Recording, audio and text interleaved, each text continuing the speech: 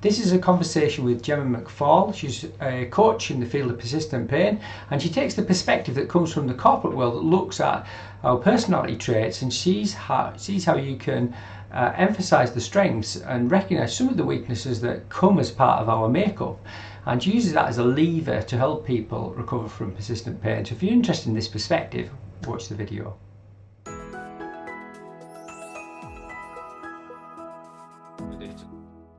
So thanks very much for joining me all the way from Dubai, Gemma.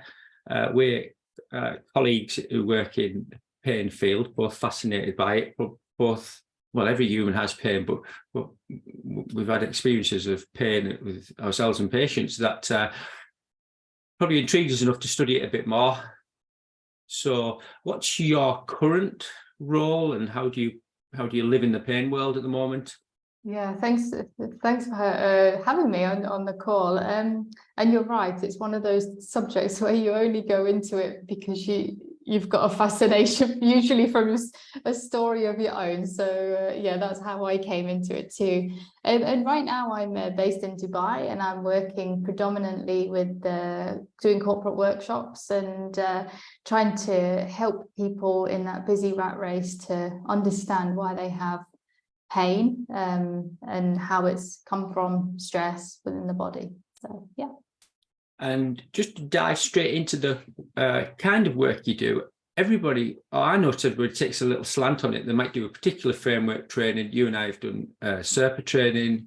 I've done like the PPDA, it's like American version, which is online courses. I've looked into little bits of that.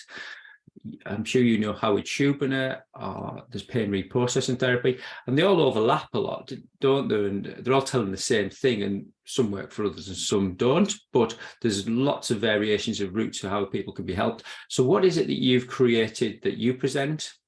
Yeah, so I think the biggest difference in the model that I use is that I go predominantly down the personality route. So I use a tool called Gallup-Clifton Strengths. So with every single client, they take the Gallup Strengths Assessment right at the beginning. And what it does, it helps us to figure out what their natural strengths are, or personality, if you like. And then from there, we start looking at how and why different personality traits may be contributing to the self-induced pressure, which is causing pain. And then we also use those same traits to see how they can get more joy back in their life. And redirect their focus onto something other than the pain. Yeah. So could you give me an example of a particular trait that might lead to a certain pressure? Yeah. This morning I was working with a woman who has the strength achiever. And achiever, the people with the strength achiever love task lists. They love, taking a job and then that satisfaction of ticking it off.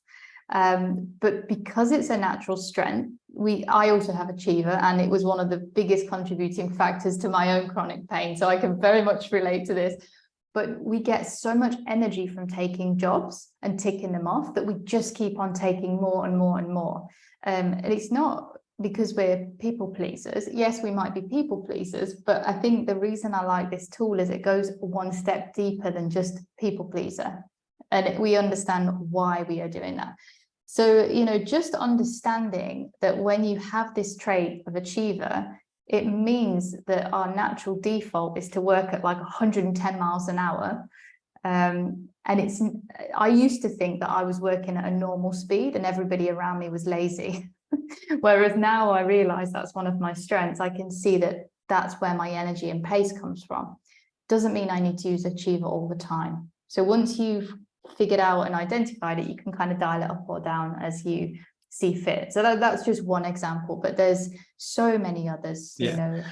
So it's creating an awareness of your defaults that might have helped you in the past to deal with whatever you've had to deal with.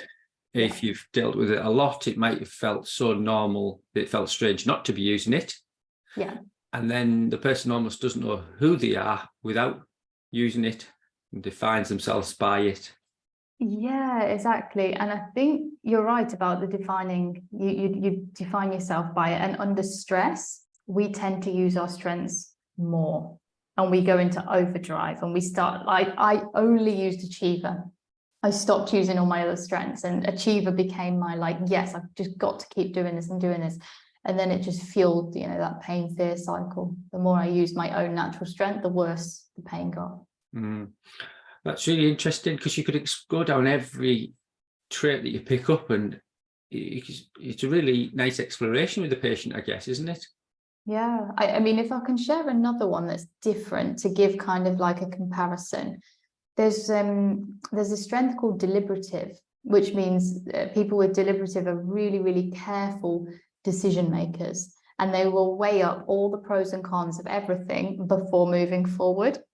So if you can imagine, if you had this natural strength and you had a big decision to make, you could spend forever in the decision-making phase, because it gives you so much energy, because it's a natural strength. So that's, and of course, then again, it will cause stress and pain. But then imagine if you had an achiever that's married to someone with deliberative.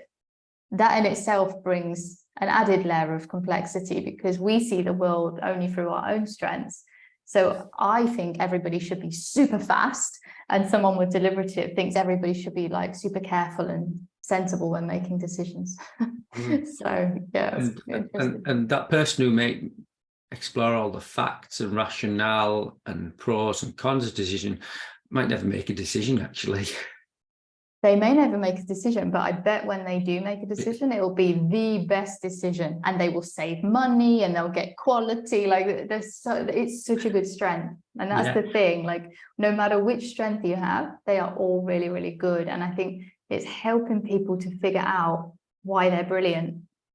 Yeah, it's really interesting. That is it okay when anybody watches this call, I'll maybe put some links into your information and the type of approach you take, and they can read a little bit more about it. Yeah, absolutely. Yeah, sure. So can I ask you to expand on the other pillars of what you do? You mentioned 4 pillars earlier that you cover. Yes, so it's the 4 Ps. The first P is pain, understanding the education behind why we have chronic pain, what is mind-body condition, and neuroplasticity. And I don't really move forward with a client until they really do understand that pain part. So whether I teach it to them or they get it from YouTube or from podcasts or from books, most clients, to be honest, that I tend to work with have already read more books on this subject than I've read. So that's the first P. And I think unless you understand the pain fear cycle and how and why, the fear is fueling the pain, I don't think any amount of other techniques is going to make a difference. So that's the first P. Second P is personality, which we've already talked about, helping people to kind of step back into being who they really are and get their identity separate to pain. This is who you are. You're not defined by pain anymore. The third P is past. And so in this section, we basically do an inventory from the day they were born, sometimes even before they were born, what was going on in the family before they were born, all the way up until today. And sometimes I even project forward on what's coming up, and from there we start to see the connections between pain and past events, because we know people with who have trauma or anything from the past are more likely to have chronic pain. So it's helping people to see that connection. And for some people, we dig deep and process those emotions, but not everyone needs that. Sometimes just awareness is enough. And then the last P is practical tips, because there is no point in doing all this work to understand pain and your personality and everything if you're not going to make any physical changes. So this is where we look at lifestyle, morning routines are key, bedtime routine key, exercise, getting back to practical things.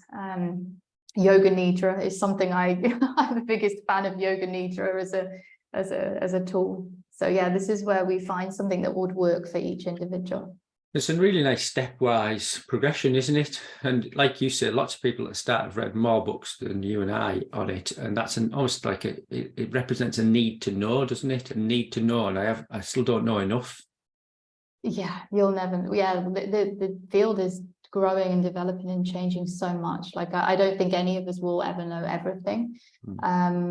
But I think the reason I like this 4-step process is because I don't want to waste someone's time teaching them about pain if they've already done it. I don't want to waste time going into the past if they've already done it. So we can pick and choose the parts that are most relevant. So I usually do like a one-off call, like a call at the beginning to establish which of those 4 areas we're going to spend most of the time in, so it can kind of be tailored. And then when it comes to corporate, I do like workshops purely on strengths or purely on the first category and educating about pain.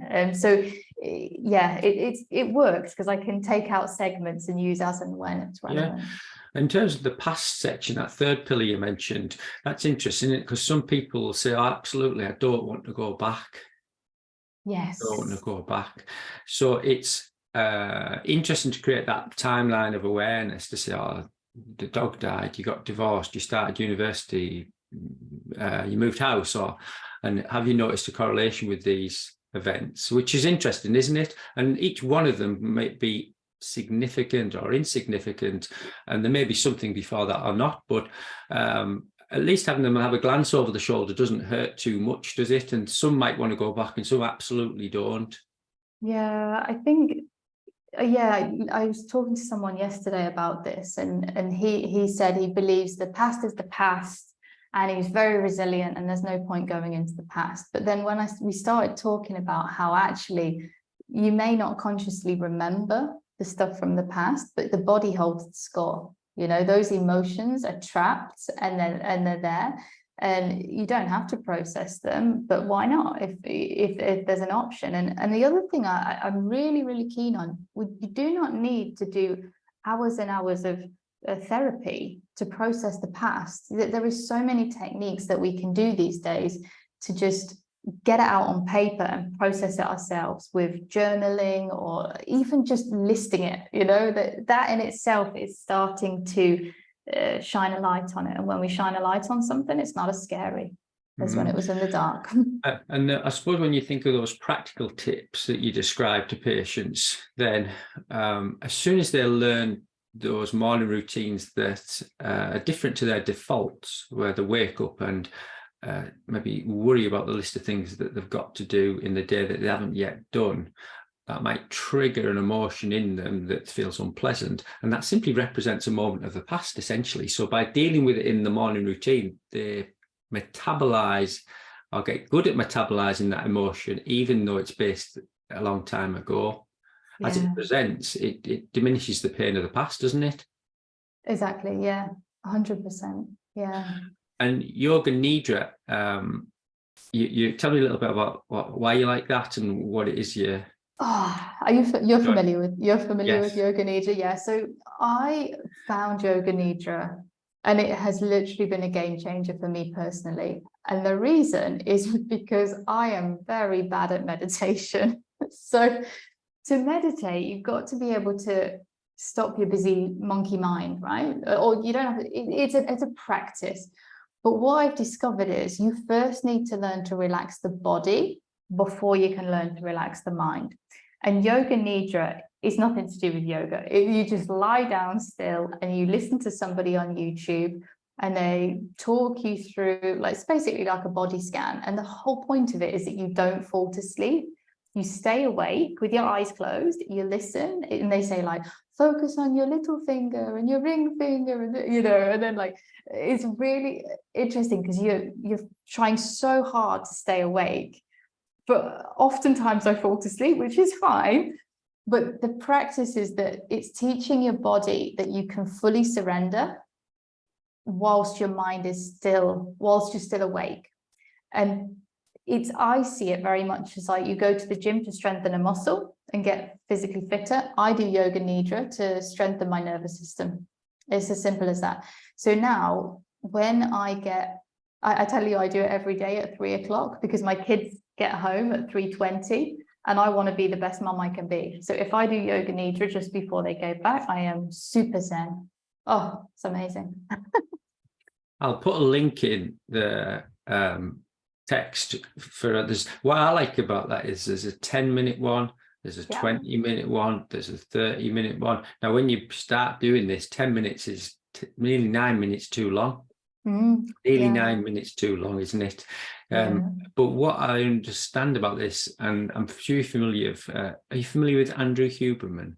Yes. Yeah, so he does a really good explanation of this, and he points to this technique as a way of just pausing or slowing down those incessant thoughts, if you like. And what I understand is that the mind, this executive function model, if you like, can only really focus on one thing at the time in reality. However, when you do two calm things, it'll consider the calm things side by side. So as you focus on your breath and then place your attention, like it's suggested in YouTube videos, on a part of your body, and then you move on to the next part of the body whilst you focus on your breath, and then move on to the next part of your body, the brain will tolerate two calm things together. Now, there's absolutely no space for a third. The busyness of, well, what we're going to do tomorrow, and the kids need picking up, I've got to walk the dog, and I need to sort that out because they haven't delivered it on time, and when will that be ready, and I haven't done enough. That thought, that is there at the start of Yoga Nidra. However, once you go through the process, it just starts to slow and goes in the background, doesn't it? It's always amazing. It is. So you and I know the benefit of this. And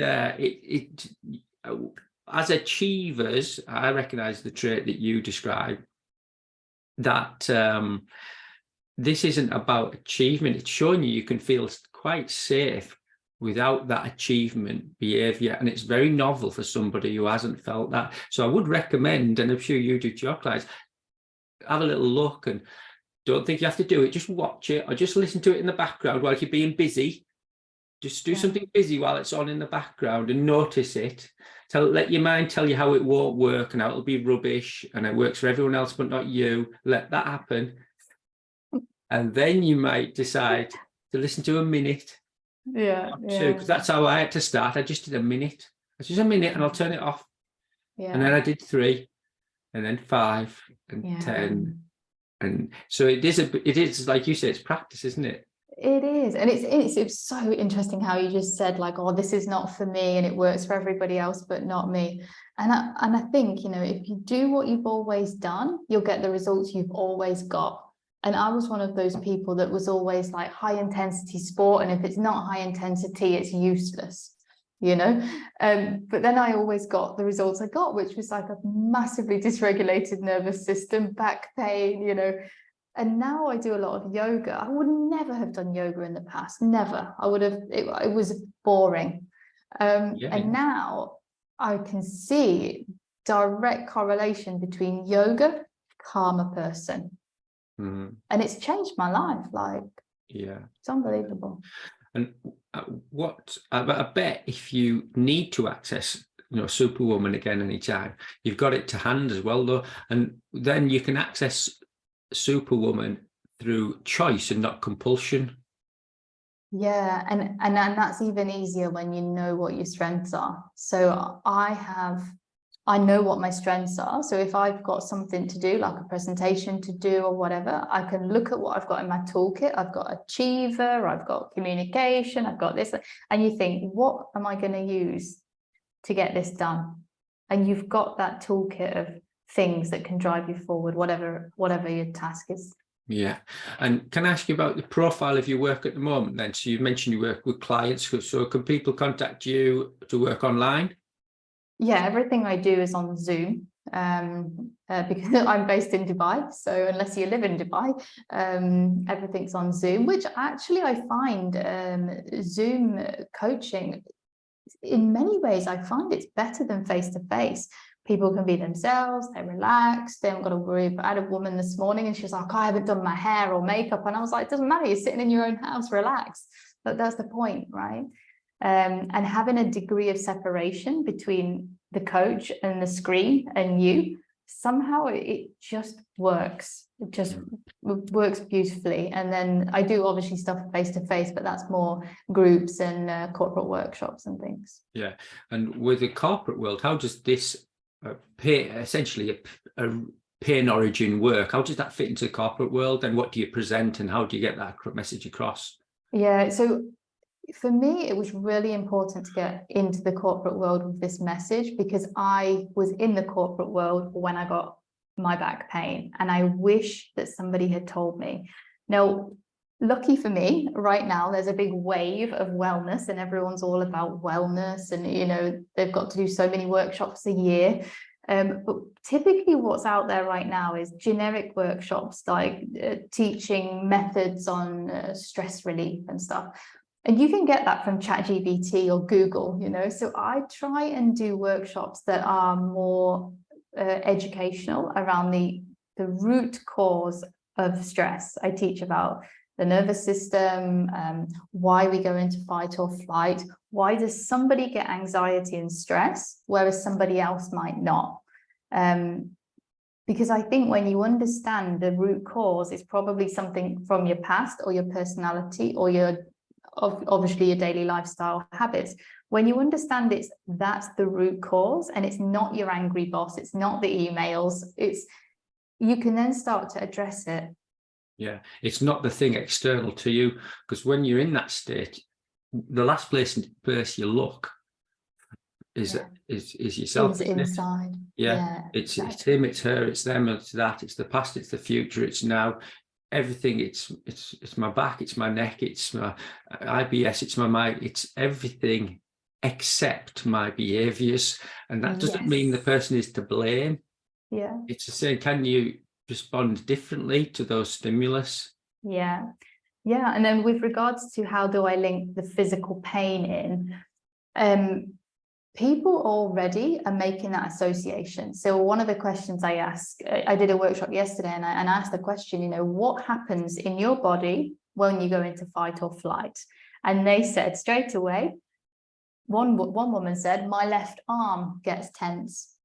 You know, people get the fact now that mind and body is the same thing. One woman said she gets something wrong with her stomach. Another one said something with her skin. And there's all these people shouting out bodily things that are happening. The piece I think that's missing is the musculoskeletal stuff. So that's where I then add in the data about, you know, like yesterday I got everybody to stand up, and I said, right, everybody stand up, and now the front row sit down. And I said, imagine all of you had an MRI scan and none of you had pain. And then the results came back. Only those sitting down on the front row would have what we call a normal spine. Everybody else that's still standing would have some kind of degenerative disc issue. And I was trying to emphasize that MRI scans, just because you see physical damage, does not mean there's pain.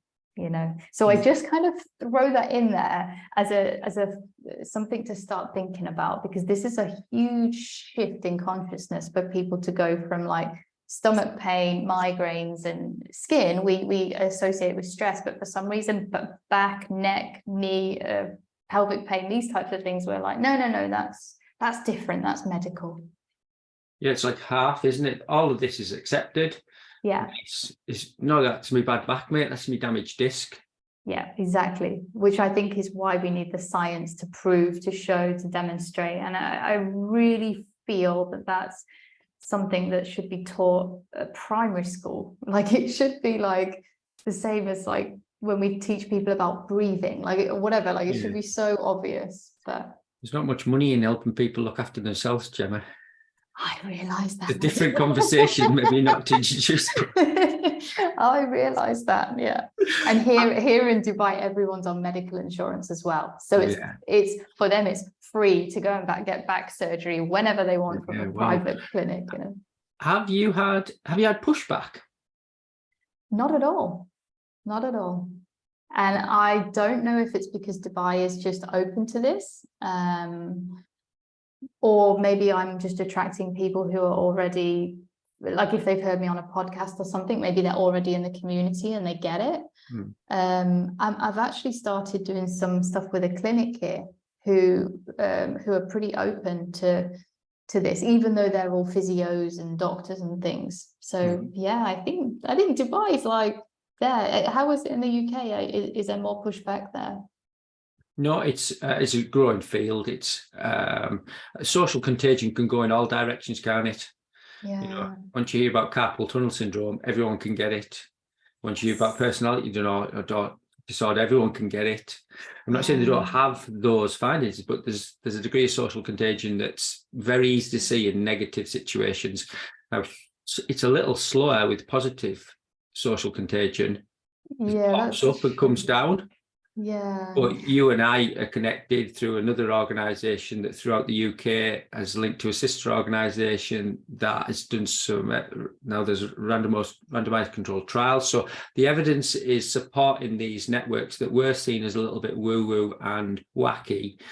And it's not automatically recognised by everybody mainstream at all. And probably not by the end of my career before it'll be mainstream. And I'm 53, so I don't kind of think tomorrow everyone's going to wake up and go, "Oh my God, I get it."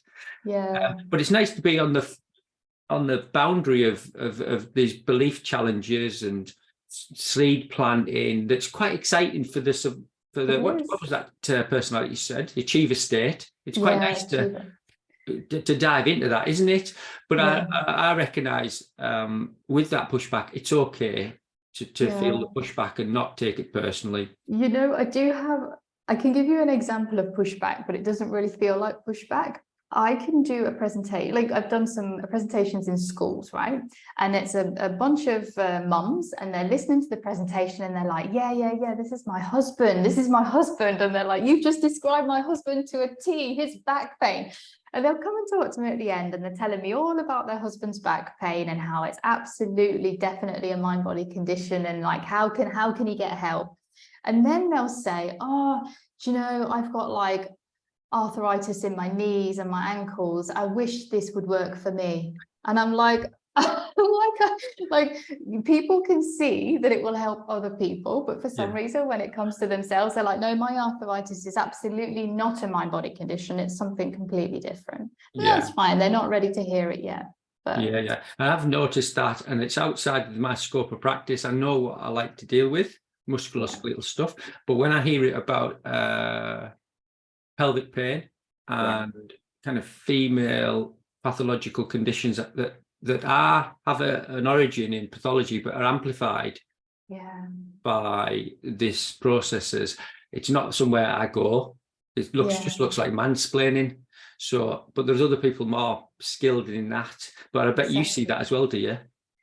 Yeah, I tend to be more on the back pain. I think just because my story is back pain, that's who I sort of tend to attract. But typically, people with back pain have other stuff, migraines. You know, there's different things. So, and what's your background, Gemma? What you were in the corporate world, but where did you get to this? How did you get to here?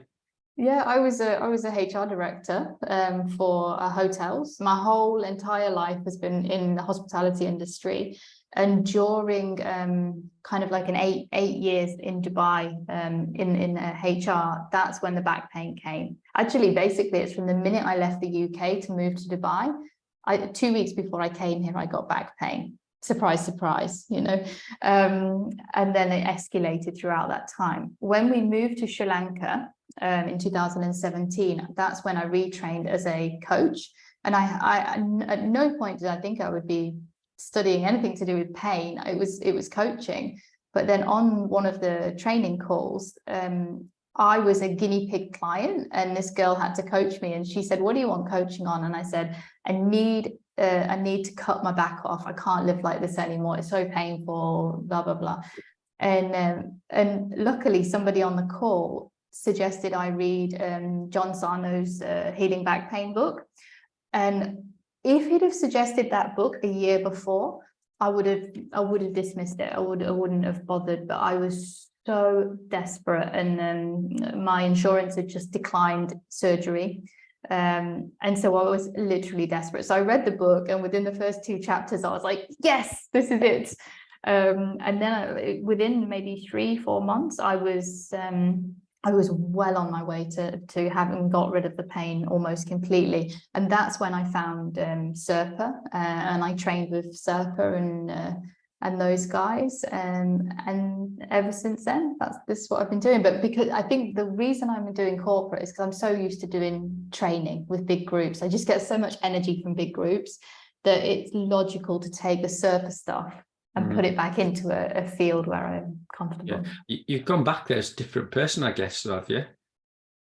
Oh, yes. Like I'm like a different person in every area of life. I'm just better version of me. Like I used to be, my kids were very, very small when I had back pain, but my parenting consisted of kind of lying on the floor and having the kids crawl around my head. And then from time to time I would smile, you know, like I was very miserable. And I can imagine if actually, but they were sort of, one was 2 and one it was about 6 months. And so like bedtime, I would get really angry, like, but not, I wouldn't take it out on them. It would just be all internal. I'd be like, it's 7:15, it's bedtime. And it's like, why are these small people not going to bed? And every single night I got back pain at 7:15, and I never made the connection between my frustration with them not going to bed and the back pain. And so now when I get back pain, the first thing I do, in fact, I hardly ever get any kind of pain, but if I get a twinge of anything, whether it's anxiety or back pain or headache or whatever, the first thing I do is think emotionally. And I think, what's going on for me right now? I'll journal, I'll definitely do yoga nidra, and I never take it out on the kids, never. It's always like I take myself away, I calm myself down, and then I'll come back. So yeah, it's so cheesy, but it's the best thing that ever happened to me, this back pain. No, I've heard that a lot, and I totally get that. I've got 3 questions for you. Oh, how exciting. You've already just alluded to it, but dead simple one. So if someone's presenting to you, say, "What, Gemma, why has this happened to me?" Why has it happened to you? Well, because well, I would say beliefs around pain in the first place. Maybe you believe that there's something really structurally wrong, and then that's causing you to panic and keep you in the pain fear cycle. Maybe you have personality traits that are stress inducing, such as achiever, overthinker, you know, these kind of stress inducing personality types. Empathy is a big one, people who have a lot of empathy. Maybe it's because stuff happened in your past, or maybe not, but even if nothing really, really big happened in the past, just trying to be a perfect child for years and years, that's stressful, you know.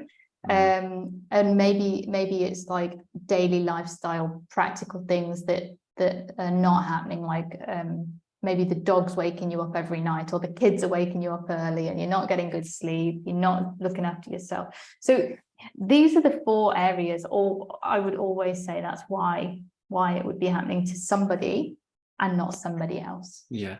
And if I said to you, so I've been like this all my life, why now? Why has it happened now, Gemma? Oh gosh, that is a great question. So I think, and maybe you could build on this, I think that we're like pressure cookers. And I think as a child, we're very resilient. We can take it, we can take it, we can take it. And actually, it doesn't even feel like trauma. It just feels like normal everyday life. That's just all we know. And then as a teenager, we're still very resilient. We can take it. And I think something happens when we get to sort of like middle age, where it's like, we just can't take any more emotional stuff. And then something has to give. And that's where the physical symptoms start coming. That was my story, because I think suddenly once you've got kind of like more responsibilities, we call it the years of responsibility. When you're in that, I think that's the final straw. And for other people, I think COVID may have been the final straw. I think a lot of people had everything locked in, emotions locked in, they were keeping it all together, and then COVID happened, and that just did it. That was the final straw. Yeah. That's a great explanation. I say to patients, it's just the perfect storm.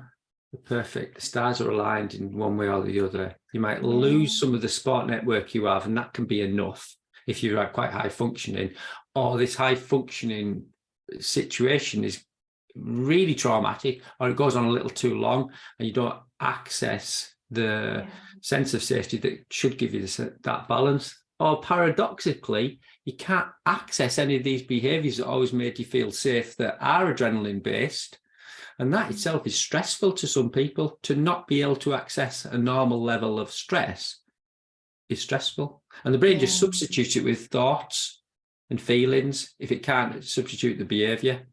True. Yeah. The substitution. And the last one then is, why do I get it where I get it? Why is it my migraine? Why is my back? Why is my tummy? What good questions. Pain goes to where we think it should go to.